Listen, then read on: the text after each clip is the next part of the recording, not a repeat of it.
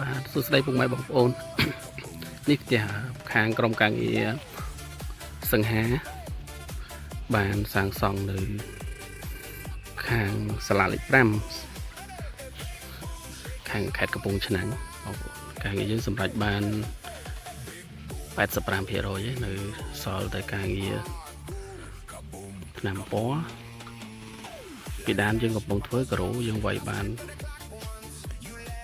20%ហើយយើងនឹងបញ្ចប់ឆាប់ហ្នឹងបងប្អូនការងារផ្ទះនេះផ្ទះឥត10ទេតែយើងមើលទៅវាហាប់មាំវាស្អាត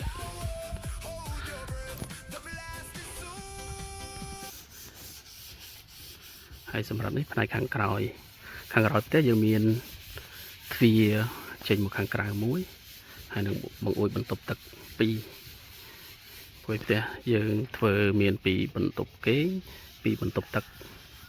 កន្លែងទទួលភ្ញៀវមួយម្ចាស់ផ្ទះក៏អត់យកចក្រានបាយ